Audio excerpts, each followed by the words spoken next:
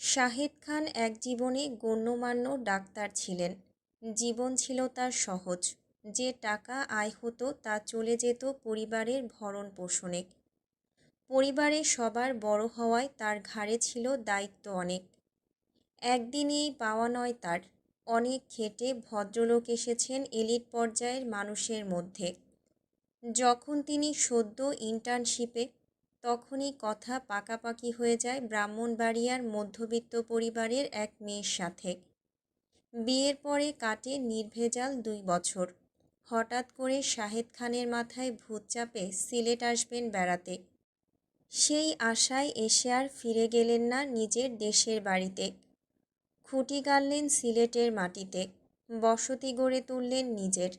ততদিনে ছোট ভাইরাও পড়াশোনা করে তার দায়িত্বের বাহিরে চলে গেছে, তাই কোনো সমস্যা হলো না।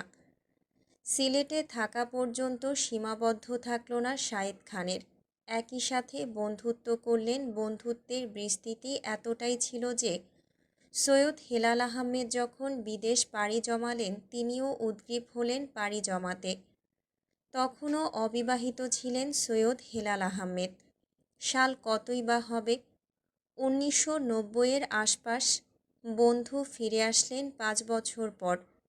অনেক পাত্রী দেখা হলো তার জন্য। কোনো না কোনো কারণ দেখিয়ে তিনি না করে দিতেন পাত্রীকে। লিপি বেগমকে যেদিন দেখতে যাবেন, মেহেরুন্নেসা ঠেলিয়ে ধাক্কিয়ে সকালে পাঠাতে পারলেন না মেয়ে দেখতে। সন্ধ্যার আগ মুহূর্তে গেলেন পাত্রীর বাড়িতে নাসির সাহেব ও হেলাল সাহেব দুজনে মিলে। তখন আবার বিদ্যুৎ ছিল না। অন্ধকারে শ্যামলা লিপি বেগমকে দেখে মনে ধরল তার। নাসির সাহেবকে যখন শুধালেন ভালো লেগেছে কি না, নাসির সাহেবের উত্তর ছিল, সংসার করবেন আপনি, আপনার পছন্দ হলেই হবে।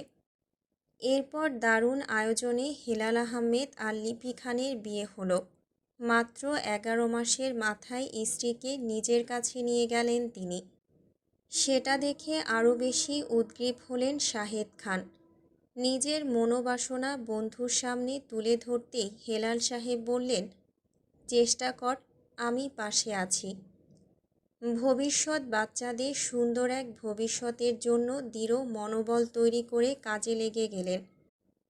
দীর্ঘ 2 বছরের ক্লান্তিহীন পরিশ্রমের পর এক খরা পড়া জুলাইয়ে তারা তাদের গন্তব্যে পা বাড়াল।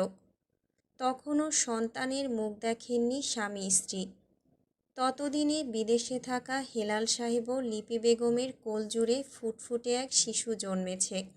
নাম রাখা হয়েছে তার সৈয়দ জাইন হেলাল। আরও 2 বছর সন্তানহীন কাটার পর 1999 সালের 13ই মার্চ এক ছেলে শিশুর জন্ম হলো। সদ্য নবজাতকের নাম নির্ধারণ করা হলো মাহাদি হেসান খান। মাহাদির জন্মের ঠিক 6 মাস পর জন্ম হলো হেলালের ঘরে এক পুত্রের। দিনটি ছিল 1 সেপ্টেম্বর। কোলে করে মাহাদিকে নিয়ে দেখতে গেলেন ছেলেটাকে। ফুটফুটে জন্ম নেওয়া সেই সদ্য শিশুটির নাম রাখা হলো সৈয়দ আরশ হেলাল। ধীরে ধীরে ছেলেগুলো বড় হতে লাগলো। এখন বয়স তাদের কত? 25 হয়ে 26-এ পা রাখছে। 2 দিন পর বিয়ে দেবেন ছেলের। তারপর নাতি নাতনির মুখ দেখবেন। এই পর্যায়ে নিজের চিন্তার ইতি টেনে দিলেন শাহেদ খান। ছেলে তো বিয়েই করতে চায় না, নাতি নাতনি আসবে কিভাবে? শাহেদ খানের মতামতে যত তাড়াতাড়ি ছেলে মেয়েদের বিয়ে হবে, তত তাড়াতাড়ি নাতি নাতনির মুখ দেখবেন তিনি। তারাও তাড়াতাড়ি বড় হয়ে যাবে। অতঃপর তাদের বিয়ে হয়ে তাদেরও সন্তান সন্ততি দেখবেন। তাদেরও বিয়ে দেখে নেবেন মরার বয়সে। আর বিয়ে করতে না চাইলে ব্ল্যাকমেল করবেন ইমোশনালি। আর কতদিন বাঁচব বলে। কিন্তু সেই ইচ্ছেতে এক বালতি জল ঢেলে বসে আছে মাহাদি। হয়তো এই ছেলের এমন দেরি করে বিয়ের জন্য উনি ইমোশনালি ব্ল্যাকমেল করতে পারবেন না। এই নিয়ে ভীষণ চিন্তায় পড়ে গেলেন ভদ্রলোক। গালে হাত রেখে খাবার টেবিলে চিন্তায় এত ডুবে গেলেন যে ভুলে গেলেন তিনি মাহাদির দিকে তাকিয়ে আছেন নিষ্পলক। মাহাদির দিকে বিভ্রান্ত মুখে তাকিয়ে থাকতে দেখে বাবার হাতে ধাক্কা দিল অনিকা। অমনোযোগী থাকায় মেয়ের ধাক্কায় তড়িৎ নড়ে চড়ে উঠলেন শাহেদ খান। যখন টের পেলেন ছেলের দিকে এতক্ষণ হাঁ করে তাকিয়েছিলেন, তখন দীর্ঘশ্বাস ফেললেন। বললেন, বিব্রত করার জন্য দুঃখিত। মাহাদি ফ্রক দিয়ে আপেলের টুকরো মুখে দিতেই আবারও নিজের উপর বাবার পলকহীন দৃষ্টি পেতেই তড়াক করে ঘাড় ঘুরিয়ে সরাসরি তাকালো। ভ্রু চেয়ে শুধালো, কি? শাহেদ খান কি একটা ভেবে হু হু করে হেসে উঠলেন। বললেন, তোমার মধ্যে আমি হেলালের প্রতিচ্ছবি দেখতে পাচ্ছি। মাহাদি ভ্রু উঁচিয়ে জানতে চাইল, কি প্রতিচ্ছবি দেখেছেন? তিনি সেটার উত্তর না দিয়ে জিজ্ঞেস করলেন, বিয়ে করবে কবে তুমি? বয়স তো অনেক হয়েছে। মাহাদি চুপচাপ খাবার খেতে ব্যস্ত হলো, উত্তর দিল না। যখনই বিয়ের কথা তোলা হয় সে নিশ্চুপ হয়ে যায় এভাবেই। অনিকা ভাইয়ের নিশ্চুপতার রেশ টেনে ধরে হাসল। বলল, ও ওই মেয়েকে পছন্দ করে মনে হয়। শাহেদ খান কপালে ভাঁজ ফেলেন। প্রশ্নাতীত স্বর ওনার। কোন মেয়ে? ওই তো সৈয়দ বাড়ির গুলুমুলু রসমালাইয়ের মতো দেখতে মেয়েটা। মাহাদি তড়াক করে বোনের দিকে তাকালো। দরাজ গলায় শাসালো, অনিকা, ফালতু বকবে না। শাহেদ খান ছেলেকে ধমকে ওঠেন, তুমি চুপ করো। বলো মা, কি বলছিলে? অনিকা গদগদ করে উঠে বলল, দেখেছ বাবা, আমি বলার পূর্বেও বুঝে ফেলেছে। তার মানে কি, ও ওকে পছন্দ করে। আমি বলি কি, তুমি ওই সুন্দর দেখতে মেয়েটাকে মাহাদির বউ করে নিয়ে আসো। সবার ভেতর নম্রভদ্র ওই মেয়েটাই। অনিকার কথা শেষ হতেই নাক ফুলিয়ে শ্বাস ফেলল সে। রগরগে কণ্ঠে একটা কথা বলতে গিয়ে মুখের ভেতর দলা পাকানো কথা ফসকে বেরিয়ে আসলো, নাক দিয়ে বাচ্চাদের মতো সর্দি পড়া মেয়েটাকে আমি বিয়ে করব না। সারা বছর সর্দি লেগে থাকে ওর। তাছাড়া বয়স 20-এর গোড়ায়, কিন্তু এখনও ভাইদের কোলে চড়ে ঘুরে বেড়ায়। উপর থেকে নিচ পুরাই ন্যাকামিতে ভরপুর। কথাটা শেষ হতেই ভিক্টর ভয়েস রেকর্ডার অন করল। মাহাদির কানে নিজের বলা শব্দগুলো যেতেই চোখ রাঙিয়ে দেখল ভিক্টরকে। শক্ত কণ্ঠে আদেশ দিল, ডিলেট দাও ভিক্টর, এ কেমন অভদ্রতা। অনিকা নিষেধাজ্ঞা জারি করল। বলল, ভয়েসটা আমাকে পাঠাও। মাহাদি মোবাইল ছিনিয়ে নেওয়ার আগেই ভয়েসটা পাঠিয়ে দিল ভিক্টর অনিকার নাম্বারে। অনিকা ভাইয়ের পানে চেয়ে ঠোঁট উঁচিয়ে শ্লেষ করে হাসল। বলল, ওই বাড়ির সুফির কাছেই রেকর্ডটা পাঠাবো। আরও ভাইরাস হয়ে ব্রেকিং নিউজের মতো পুরো পরিবারে খবর ছড়িয়ে দেবে। সুন্দর হবে না ব্যাপারটা? মাহাদি রাগে চেঁচিয়ে উঠল, আব্বু, ওকে বলুন লিমিটে থাকতে। শাহেদ খান শ্রাগ করলেন, উনি কিছু বলতে পারবেন না যার মানে। রুমি খানের পানে তাকাতেই দেখল মা মিটিমিটি হাসছেন। অসহায় চোখে তাকিয়ে বলল, আম্মু।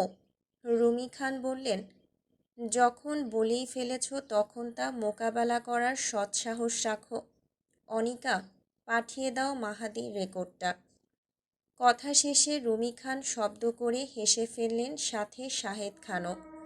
সারাদিন এক জায়গায় খুঁটির মতো 2 হাত পেছনে রেখে দাঁড়িয়ে থাকা ভিক্টরের ঠোঁটেও হাসি দেখা গেল একটু। মাহাদি হতাশ চোখ মুখে দেখল পরিবারের সবার মুখ। কারোর গতিবিধি দেখে মনে হলো না ডিলেট দেওয়ার ধান্দা আছে রেকর্ডটুকু। নুসরাত গাছের নিচে দাঁড়িয়ে দেখছে সূক্ষ্ম চোখে গাছটা। পাশে দাঁড়িয়ে আছে আহান। বোনের মনোভাব সে ধরতে পারছে না, তাই অনবরত জিজ্ঞেস করছে, এখানে তারা কেন এসেছে? নুসরাত চোখ গাছের দিকে স্থির রেখে জিজ্ঞেস করল, নিউটন সূত্র আবিষ্কার করেছে কিভাবে? আহানের সরল উত্তর, গাছের নিচে বসে। আমিও সূত্র আবিষ্কার করতে এসেছি এখানে। আহানের ভ্রু কুঁচকে গেল। নুসরাত আবারও বলল, বাদুড়ের মতো ঝুলে নিউটনের মতো আবিষ্কার করব বাদুড় চোখ দিয়ে না দেখে কিভাবে নিজের পথ চেনে? আহানের ভ্রুজোড়ায় ভাঁজ ছিল, আরও একটু পড়ল। নিউটন তো বাদুড়ের সূত্র আবিষ্কার করেনি। আপু তো ভুলভাল বকে যাচ্ছে। তাই শুধরে দিতে ভাষণ দিতে দিতে বলে উঠল, ইতালীয় বিজ্ঞানী লাজারো স্পালানজানি 1793 সালে প্রমাণ করেন বাদুড় চোখ ছাড়াও শুনে পথ চেনে। কিন্তু এখানে তুমি নিউটন পেলে কিভাবে? নিউটন তো এটা বের করেনি। নুসরাত চোখ রাঙিয়ে তাকালো। খিটমিট করে উঠে জানতে চায়, তুই বেশি জানিস না আমি বেশি জানি? পিঠে মার পড়বে তাই মিনমিনিয়ে বলল, তুমি। তাহলে কে সঠিক? ভ্রুচিয়ে তাকিয়ে রইল সে। আহান মৃদুস্বরে বলল, তুমি আপু। নুসরাত কোমরে হাত দিয়ে দাঁড়ালো আরাম করে। গাছে কিভাবে উঠবে তা বুঝতে চেষ্টা করল। আহানের একটু আগের বলা শব্দগুচ্ছ তার মনোপুত হয়েছে, তাই ধরে উড়াধুরা কয়েকটা পিঠে দেয়নি। একটা ভুলভাল বকত পিচ্চিটা, আর সে ধরেই পিঠে কয়েকটা বসাতো। গাছের দিকে দৃষ্টি নিবিষ্ট করে বলল, আমি গাছে উঠে বাদুড়ের মতো 2 পা দিয়ে ডাল চেপে ধরে উল্টো ঝুলে থাকব। আর পড়ার সম্ভাবনা থাকলেই তুই দৌড়ে এসে আমায় ধরে ফেলবি, বুঝেছিস? আহান মাথা নাড়ালো। নুসরাত গাছ 2 হাতে ধরে ডালে পা রেখে উঠতে উঠতে এমনিই চেঁচালো, আহান রে, পড়ে যাচ্ছি, বাঁচা বোনকে। আহান দৌড়ে এগিয়ে যেতেই নুসরাত হেসে উঠল। বলল, মজা করছিলাম, দেখলাম কতটুকু ভালোবাসিস আমায়। পরপর আবার বলল, এক কাজ কর, আমার একটা ভিডিও বানা গাছে ওঠার, পরে আমাদের টিকটক আইডিতে পোস্ট করে লিখিস, বোনের অজান্তে তৈরিকৃত ভিডিও। আহান মাথা দুলিয়ে হ্যাঁ বলার পূর্বেই খানবাড়ির সম্মুখ হতে আরশের হেরে গলার চেঁচানোর স্বর ভেসে এলো, হচ্ছে কি এখানে? নুসরাত বিশেষ পাত্তা দিল না আরশকে। গাছের মগডালে ওঠার চেষ্টায় রক্ত থেকে বলল, কিছুই হচ্ছে না আরশ ভাই। আরশ গাছের মধ্যে চোখ রেখে আগায়, কণ্ঠে গম্ভীরতা এঁটে শুধায়, তাহলে তুই গাছের মধ্যে কি করছিস? নুসরাত হে হে করে হাসল। তারপর বলল, আসলে আরশ ভাই, কয়েকদিন যাবৎ আমার নতুন কিছু ট্রাই করার ইচ্ছে হচ্ছিল। নুসরাতের পুরো কথা শেষ হওয়ার আগেই আরশ বলে উঠল, তাই বলে গাছের মগডাল থেকে লাফ দিয়ে তুই নতুন কিছু ট্রাই করবি? নিচে নেমে আয় বেয়াদব, পড়ে হাত পা ভাঙবি, এক্ষুনি নিচে নেমে আসবি তুই।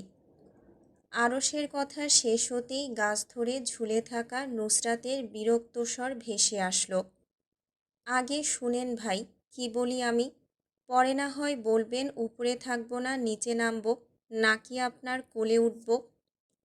আরশের কপালে ভাঁজ পড়ল। ট্রাউজারের পকেটে হাত ঢুকিয়ে শটান হয়ে দাঁড়ালো।